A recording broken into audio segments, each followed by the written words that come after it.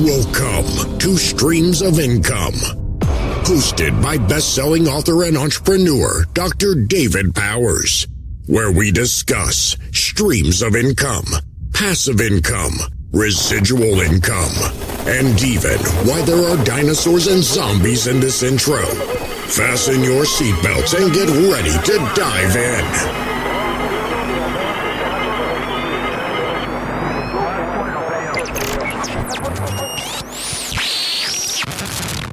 Hello, everybody. Welcome to the Streams of Income podcast. Thank you so much for tuning in. I'm glad you're here. I'm glad you are willing to give me some of your time to listen to either a business lesson or an interview with an amazing entrepreneur.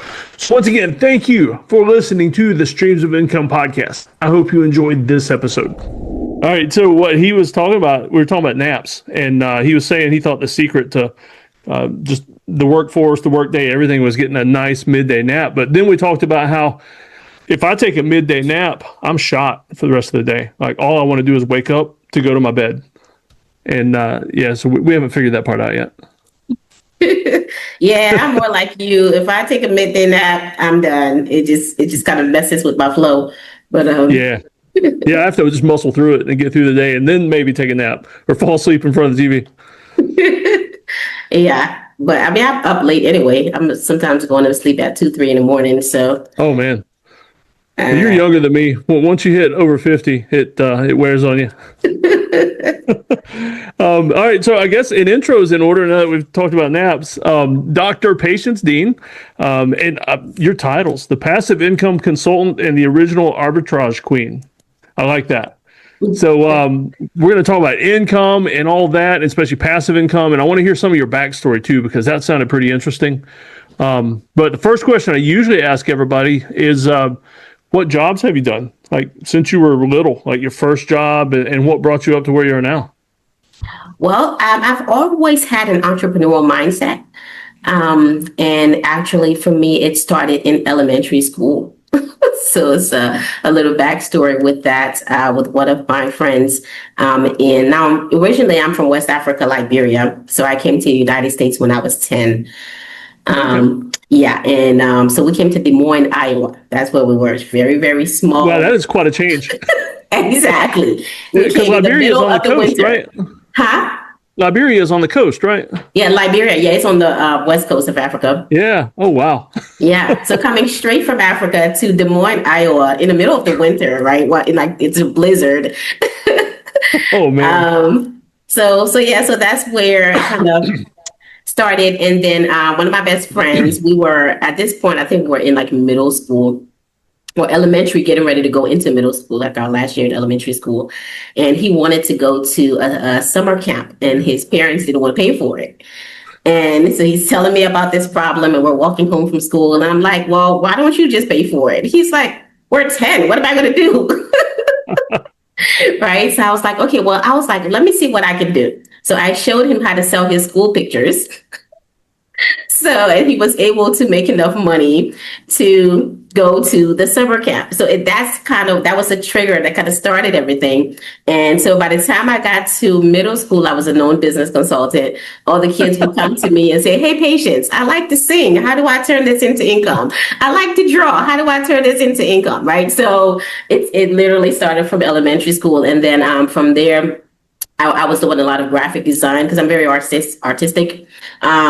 So I started out doing graphic design, logos, business consulting, helping people build websites to launch their brand. Started out just in the branding in that phase. But I've had a lot of different businesses, throughout my life. I used to have a wedding planning business. I used to do cakes because I also can do those 3D cakes.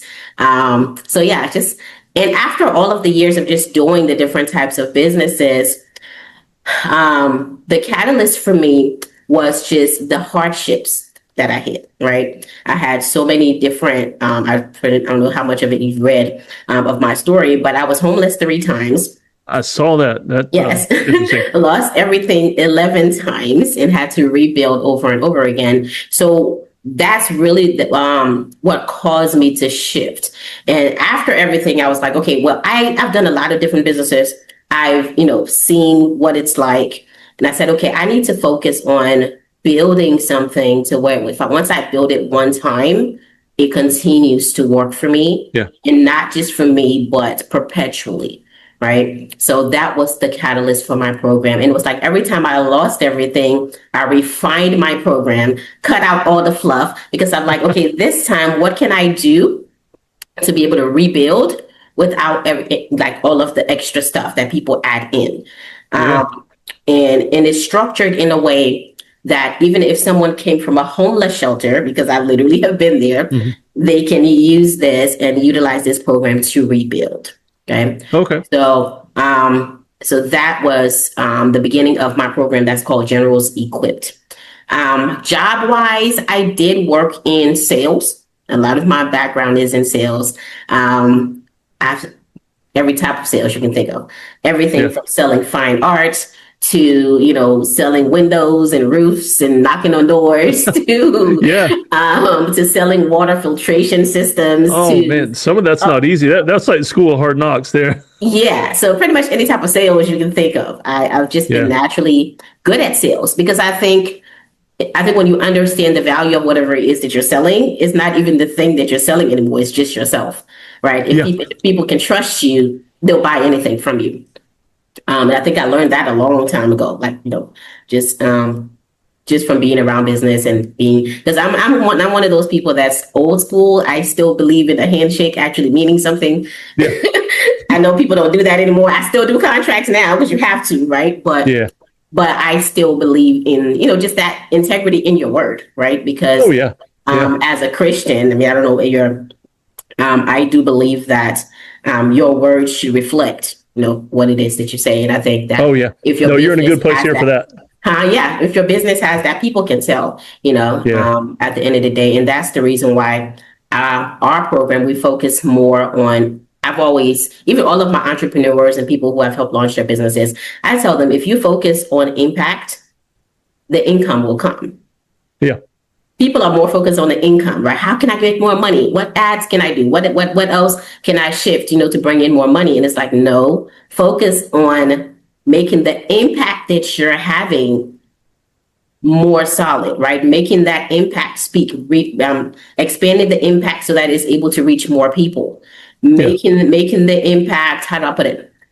Something that actually is changing the lives, right, of the people that you're reaching. It doesn't matter what service you have.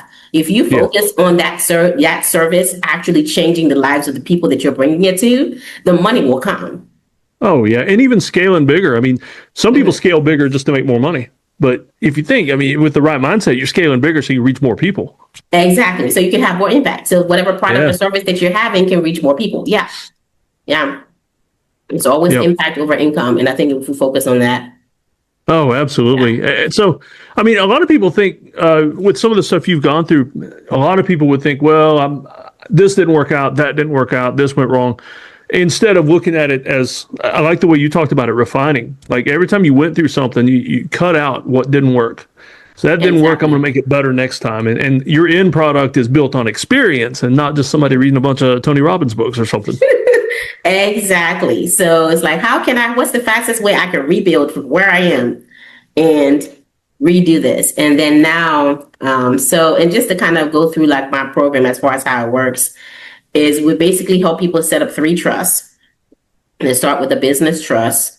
And then there's a family trust, which is where all your assets are held and owned. And then there's a nonprofit trust where you're having all of your impact and your nonprofit work. So once we set up the trust, those are kind of just the foundation. It's kind of like the nets that you have, right, to hold the assets. And then we focus first on the nonprofit, always impact. So we start with the nonprofit, and then I kind of sit down with them and say, okay, what type of impact do you want to have? A lot of them are coming in still working a job and wanting to shift from working from that 9 to 5 to getting the passive income that they need so they can actually do the real work, the things that you really want to do. And so when I sit down with them and I say, well, what is that thing that you've always wanted to do?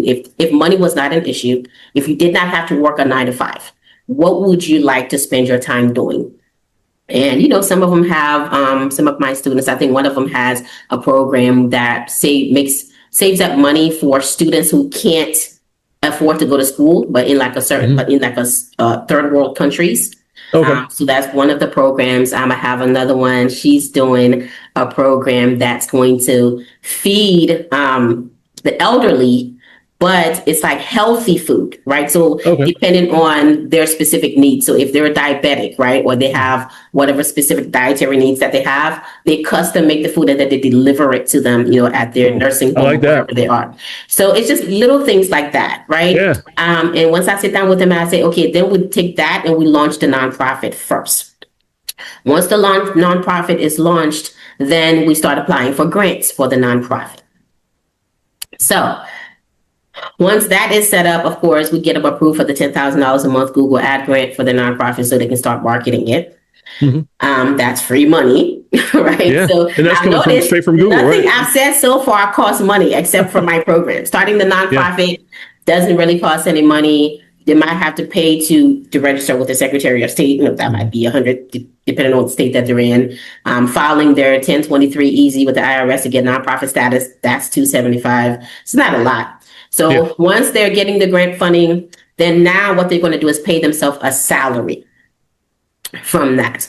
So let's say their salary is $60,000 for the year. I mean, it's a nonprofit. You can't pay yourself for so much, depending on what you're doing. We're not the Red Cross making six figures. Exactly. So they'll take that $60,000 salary. So what I advise them to do is raise their entire annual budget and then pay themselves their salary in one chunk instead of paying it monthly. And then we take that $60,000, we hold it in their, they have an IUL policy, which is an index universal life insurance policy that's owned by their family trust. So take the $60,000 salary, put it in the IUL policy. So now you have it growing indexed in the IUL, but then you also pull the $60,000 back out of the death benefit of the IUL policy. So now you have it in two places. And then you take that and open up an endowment fund for the nonprofit. Wow. So we do that first. And then once that's done, then we kind of duplicate the same thing with the business trust. Now we start the business, we start applying for business grants.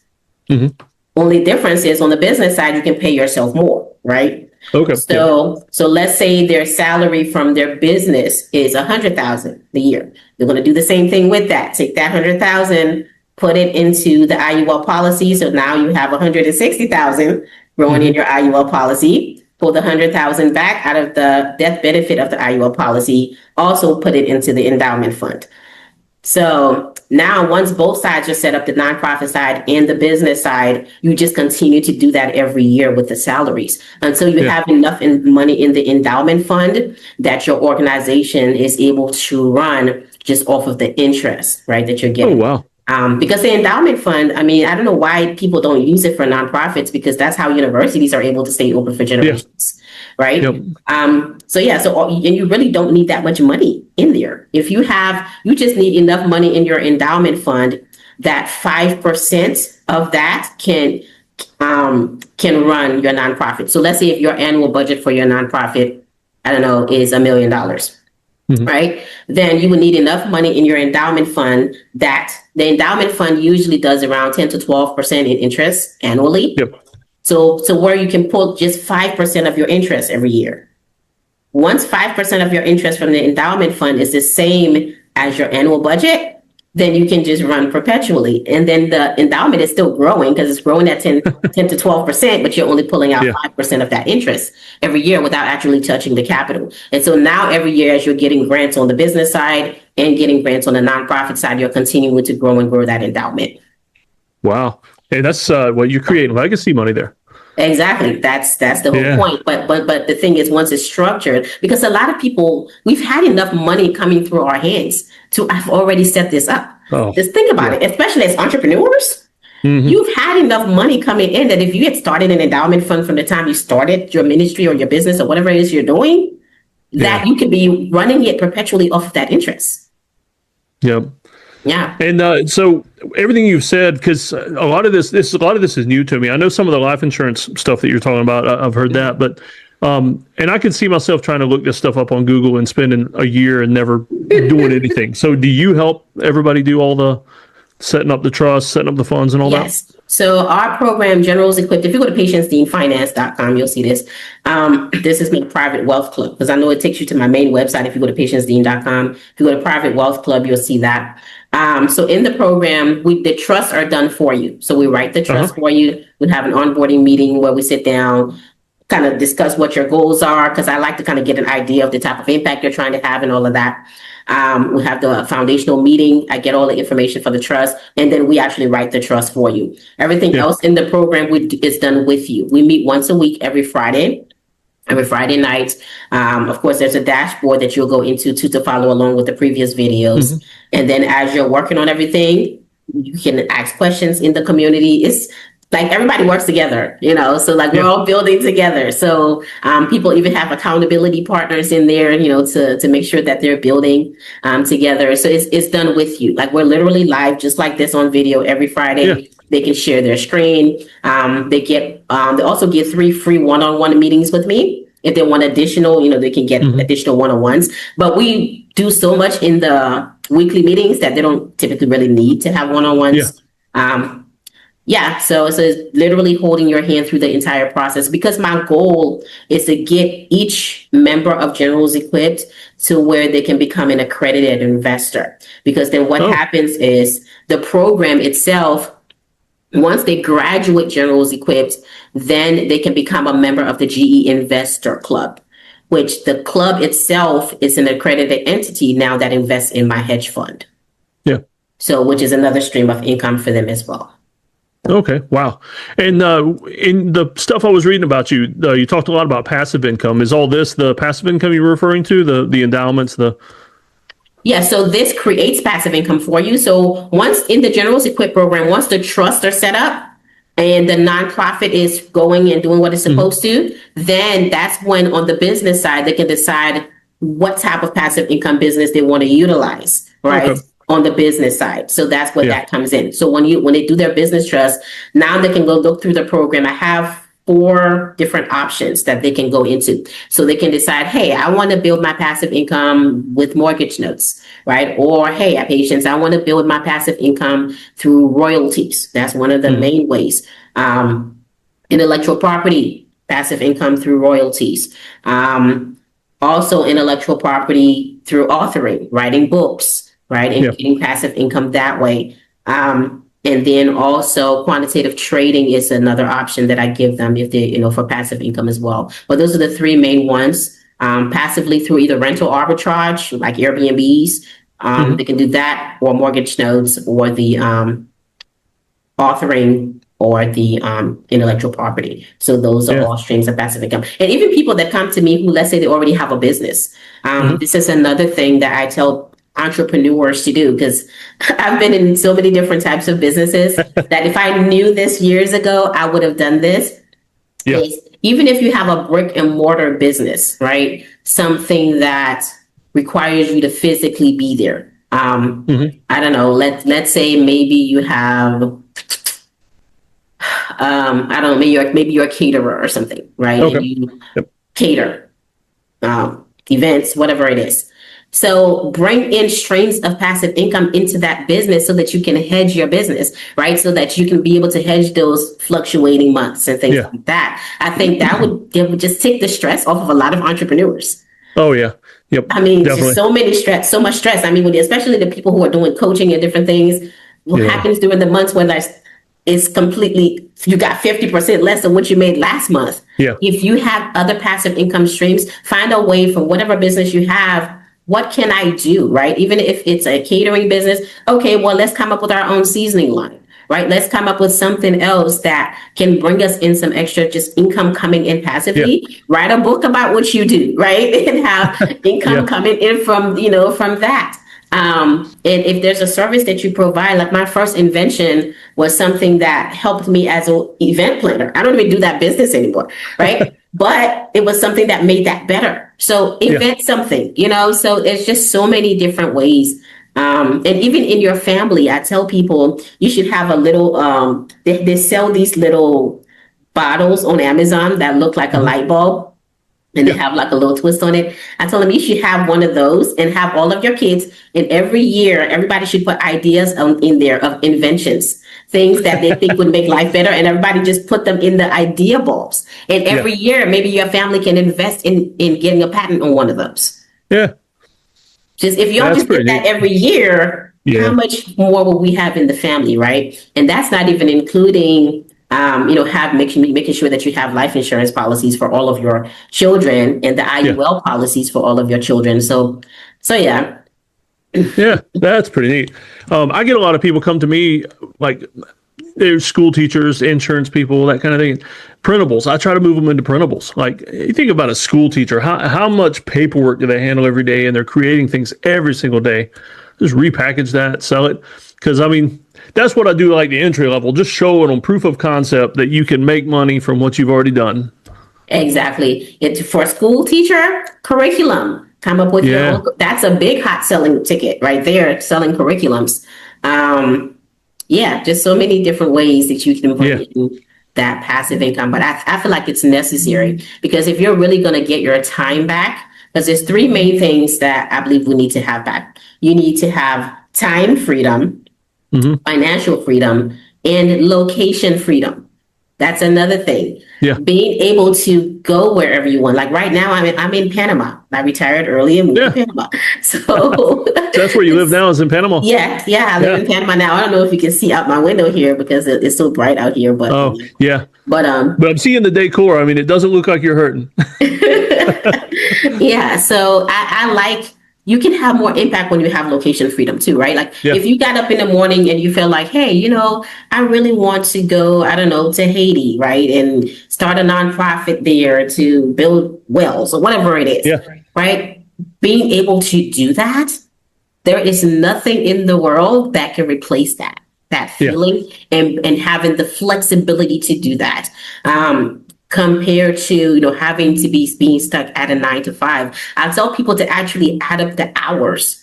If you added up 40 hours a week, how much time is that in 10 years, right? 20 years. Now, what if you were building something like this? It doesn't take long it may take, my program may take maybe 24 to 36 months really to have everything flowing. The longest part of it is probably waiting for the IRS to give you your nonprofit status, right? Because it might take 6 months for that. But once it's set up, it's set up. Yeah. It's set up. I have a young that's something you can pass on too, right? I mean, just leave it to your heirs or the trust or. Yes, because you have your IUL is owned in your family trust, and all of your assets are owned in your family trust. So yes, and plus the endowment fund continues to provide for that nonprofit, right? So it continues to, and then the endowment fund, a lot of times we do have to set it up under the nonprofit, but once you have enough money coming in, you can just go ahead and start your own family office and have one for your business as well. Oh, okay. And then if I'm hearing this correctly too, all the assets, like when you die, it's not like you're leaving them to the kids, so there's no taxes on all that. It stays in the trust. Everything stays in the trust. That's the powerful thing about the trust, because there's so many benefits of the trust. Don't even get me started. First benefit, if you have W-2 income, did you know that if you have a nonprofit trust, you can donate 60% of your W-2 income to your nonprofit trust? Oh, up to 60%. Wow. So that's one of the ways that my students are saving money. Because imagine if you are not paying taxes on 60% of, how much money comes out of people's W-2 checks? What if you were only paying taxes on 40% of that because you're taking, because you can do this, I think, with your employer too. Remember how you can set up, some of them, they'll have you set it up to where you can split up where you want your money to go. You can send 100% to one account, but what if you sent 60% of it as a donation to your nonprofit trust, and then the other 40% is what you actually get taxed on? Yeah. Yep. And a lot of people see this stuff almost like cheating, but it's not. It's not cheating. It's working within the law that's there. Exactly. And not only that, but you're having impact with it, because the money's going to go somewhere anyway. Yeah. Why have it go to, I don't know, something that you have no idea where it's going to, or why have it go to, I don't want to say Uncle Sam, but why have it going there when it could actually be going to a cause that you care about, to your own nonprofit, right? I'd rather know where the money is going and actually see the impact that I'm having. So, and then you can have your kids participate. When your kids get their first job, guess what? 60% of that W-2 income goes into our family nonprofit. Yeah. Right. And then you can put the kid as an employee at the nonprofit. Okay. So essentially, they're not really losing much, but it's just going to the cause, right, that you care about. Yeah. And then also, of course, there's the protections. The trusts that we do are non-statutory, which means that somebody can't sue you in small claims court. Oh, okay. Yeah, because especially all of your businesses will be owned by your business trust. Yeah. And the family trust is the beneficiary of the business trust. So let's say if somebody wanted to sue your business, first of all, we don't keep any assets in the business trust on purpose. Okay, Yeah. so that's the first thing. So let's say if they try to sue your business, they will have to sue the trust because you and the trust are separate, right? The trust is its own separate entity. So, but even in order to do that, they would have to sue you in Supreme Court. Because the only court that can uphold trust law is the Supreme Court. Yeah. So, and 9 times out of 10, they're going to throw it out. They don't have time for it. those for that. Yeah. So that's the number one protection. Another one of the main things that I love about having the trust is that nobody can Google my net worth, right? Because it's not, my name is not on anything, with the Secretary of State, because a lot of times if you have like an LLC or corp and all of those, your name is on, on record as, the responsible party. So I don't have that with the trust. Now, some of my students will still have that depending on the type of business that they have. For example, if they have a Toro car rental business, okay, you don't want to hold that in your trust. There's too much liability there if there's an accident or something. So you would still get an LLC for that. And then you would make the trust 98% owner of the LLC and make yourself 2% owner of the LLC, the business trust.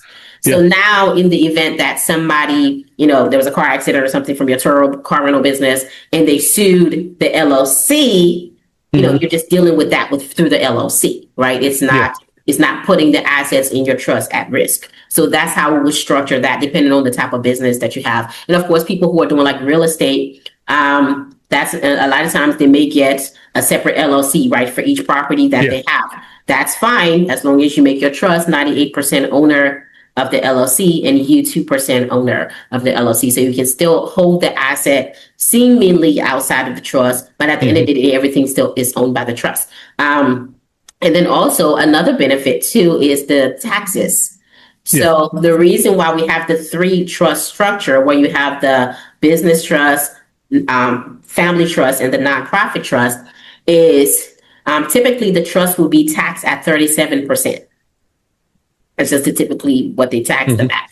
However, because the family trust is the beneficiary of the business trust and the nonprofit trust, let's say you made $1 million in your business for that year, or let's say from all of your businesses that are flowing down into your business trust. Now, typically you would have to pay 37% tax on that.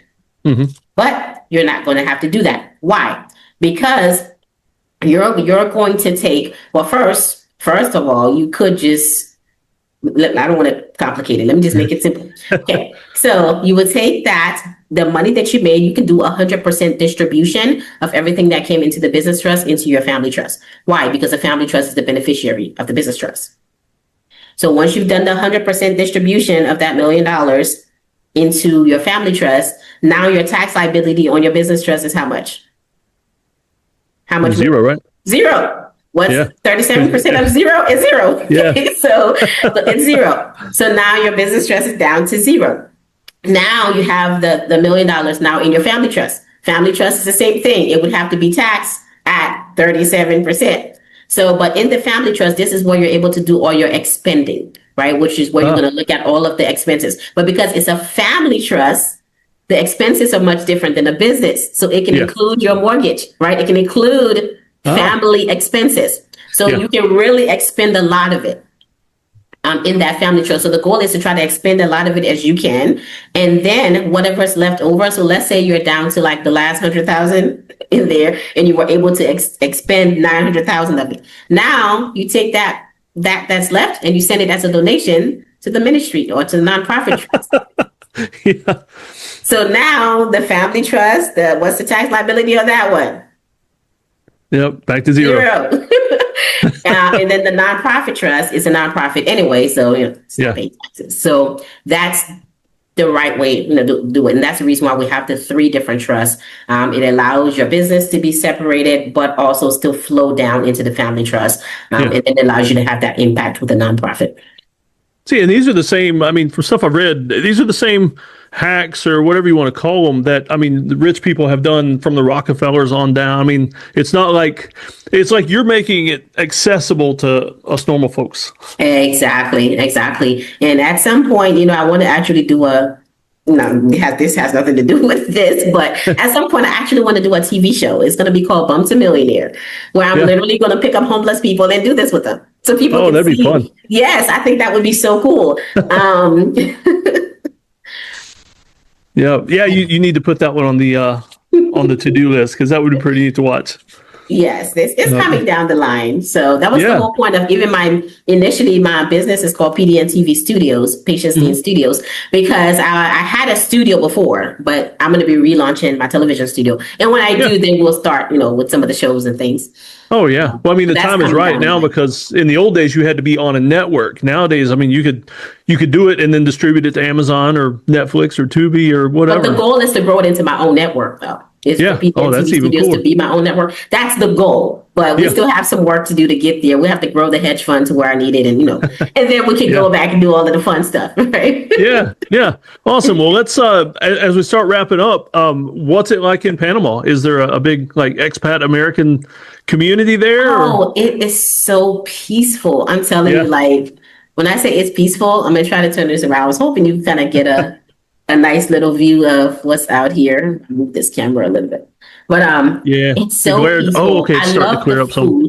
Huh? Yeah. Oh, the glare is starting to clear up some now. Yeah.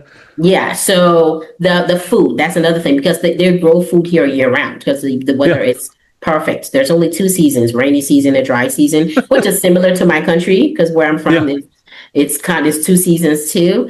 And the organic food, that's one of my favorite parts of being here. Is fine dining.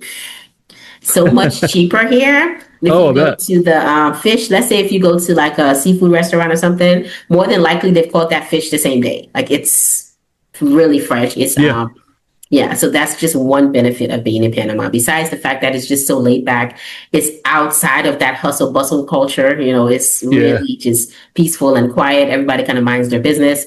Of course, you have to be able to speak Spanish, which I'm still learning. So I'm using Google Translate. But other than that, and your money can go a lot further here too. You can, for what the average American, is paying for a mortgage, they can probably buy a penthouse here and have a maid, a live-in maid, for that. Yeah. So. Yeah, that's what I've heard about because I've known some guys move to Thailand, and they, living in a crappy apartment in New York or something, they go to Thailand, they're buying a mansion, they've got a full-time maid and a chef, and it's pretty amazing. Yep, you can do that here. The money goes a lot further. Like I said, the weather is beautiful. Like we're walking on the water in the mornings. I'm going to move this over here a little bit so you can kind of get a view. Oh, wow. Outside there. That's beautiful. Yeah, so I go walking out there in the mornings. What are you on, the 20th floor? Yep, I'm on the 21st. Yeah. Nice. Well, I tell you what, as we wrap up, because now that I've given them a taste of what they can have, as we wrap up, I usually like to ask everybody top 3 resources for life, success in life. What would you recommend? 3 books, podcasts, anything like that? First thing for life is to find your purpose. That's my main thing. Because if you find your purpose, then you can know what that area that you will need to have impact in, right? And once you know that, I think that's the main thing that kind of becomes like a compass, right? To give you direction. So I think that's the first thing. First thing, you have to find your purpose. You have to know what you're on this earth for, and that thing that your heart would be for, regardless of, whatever's happening around you. When you find that, I think that solves the problem, because I think a lot of people get lost because they don't have the direction. If you don't know what you're here for, then there's nothing to focus on. And so you just kind of do whatever. So find your purpose, continue to grow and make sure you're always growing. I'm always doing a self check, to make sure I'm growing every year, or I'm learning more every year, and I'm better this year than I was last year. And then the third thing is never give up. I think that's, sometimes that could be the hardest thing, especially for entrepreneurs. Just never giving up. And really, I know my name is patience, but so be patient enough to go through the ups and downs so that when you come out with something, you really have something. And I think a lot of times people don't survive the curve of that to get to that point. Okay. Yeah, absolutely. Absolutely. All right. Well, thanks for being with us. I'm not even sure what time zone. Y'all are probably not far from us on the time zone, are you? Maybe 3 or 4 hours difference? No, not really. It's we just did the time. Once they did the time thing, the time change. Yeah. I think it switched us, but I'm on Eastern time, so. Oh, okay. Yeah. So, all right. Well, thanks for chatting with us. And so it's patiencedean.com. Yes. And the other one's patiencedean.finance.com. So if they go to patiencedean.com and just click on Private Wealth Club, it'll take them to the program that I'm talking about, or they can just go to patiencedeanfinance.com and it will take them to the Private Wealth Club. Okay, awesome. And I'll put that in the show notes too, and that way we'll send some people towards you and freedom. Yes, definitely. Honor meeting you today. Thank you for having me. Yeah, thanks. Hey, everybody, before we close out, first of all, I hope you enjoyed that podcast, whether it was an interview with an amazing entrepreneur or a business lesson for me. I sincerely hope that you gain something from it that you can use in your life moving forward. Before I leave, though, I need to mention that this podcast is sponsored by Lowe's Home Improvement Stores. I have become a Lowe's creator. It's a pretty cool thing because on this farm, I'm looking out the window right now and seeing all the things that I want to do around here. Most of these things I can do with products from Lowe's Home Improvement. And so I'm excited to be a Lowe's creator. If you want to check out some things from them and order some stuff and see my specially curated Lowe's storefront, you can click in the show notes. There's a link there for you. And I hope you build some amazing things. And hey, you know what? If you do, send me pictures. I would absolutely love to see the amazing things that you're building at your house using Lowe's products or anything else, really. I'm just curious. I want to know everything about you and everything about the cool projects you're doing because I'll be honest with you, I get some neat ideas for things I want to do at my house as well. All right, y'all take care. Thanks for listening.